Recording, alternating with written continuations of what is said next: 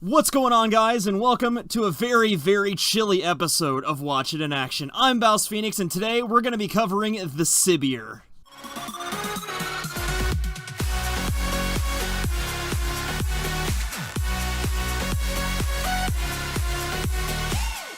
The Sibear is a hammer-type melee weapon in Warframe released in Update 18.8. It's a very unique weapon as its base damage is made up exclusively of the cold elemental damage type, making it the only melee weapon at the time of this video to have such a characteristic. The Sibear possesses no physical damage, a slow attack speed, low critical chance and status, and takes a whopping 30,000 cryotic plus a fully built magistar to craft. On the plus side, it's pretty awesome looking, and those of you in-game fashion framers out there know that looks are the only thing that matters in Warframe. Jokes aside though, after testing out this weapon, I found it to be pretty solid, and not just because it's a huge chunk of ice stuck to a broom handle. I tried a few different builds on the Sibear and ended up sticking with a critical base setup. You may be wondering how I did that, so let's take a look at the build. For a melee weapon, the Sibear has a steep forma investment compared to other weapons of its type. To fit the build you see here, I've slapped on 2 forma. This weapon comes with a D polarity, which unfortunately, those aren't super useful on melee weapons, and I had to replace it, otherwise my only real choices for that slot were a North Wind or Life Strike, which doesn't even need a polarized slot. Thankfully though, the Sibear comes polarized to fit the Crushing Ruin stance mod for hammers, which is easily my favorite and earns this weapon some redemption. I highly recommend using this mod due to its amazing moveset, crowd control capabilities,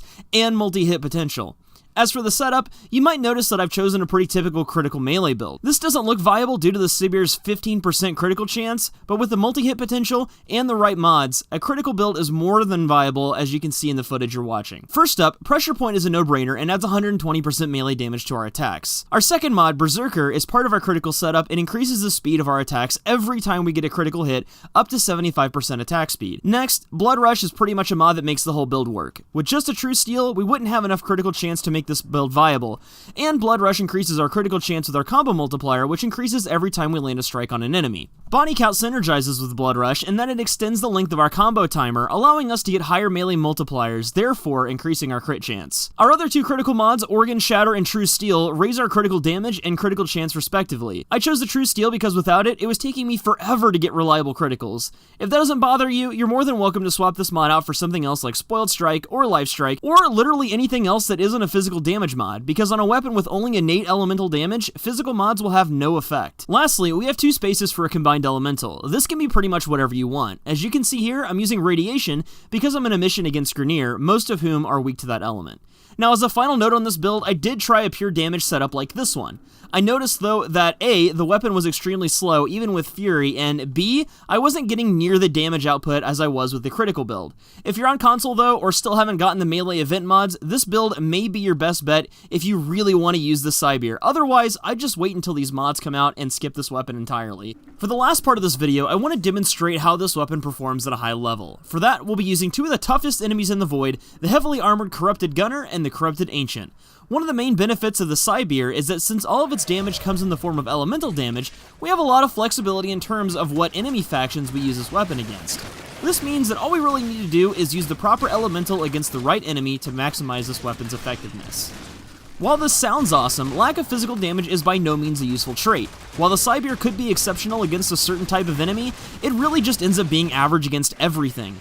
As seen here though, we can easily take down the flesh-based Corrupted Ancient, while the Corrupted Gunner proves to be much more of a challenge.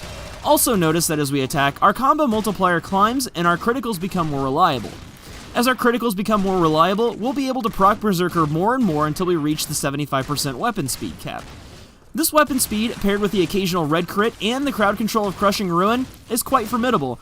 But the Jacket Tag can do exactly this, with physical damage to back everything up, and it's also far easier to acquire. Now, I typically don't offer my opinions on weapons, but as a final note, I would say that unless you're super excited about this weapon, I'd hold off until you've got nothing else to invest your forma or your time into. And that pretty much covers it for today's episode, guys. Again, I'm BouseFeenux, and we covered the Sibear. I was a little disappointed in this weapon. I thought it would be a little bit better than it was. When I first saw it in the dev stream, I was really excited to try this thing out. I was pretty hyped to get one and try it, and after playing with a couple different builds on it, I don't really think this is a weapon that I'm going to be using very often, because there are other weapons that are hammers that definitely perform better than this one does. So, that being said, I urge you guys to get this weapon and try it yourselves, try some of your own builds on it, and see how that goes. But until next time, guys, I really hope you liked this. If you did, don't forget to like and subscribe, and I will see you at the next video. Have a good one.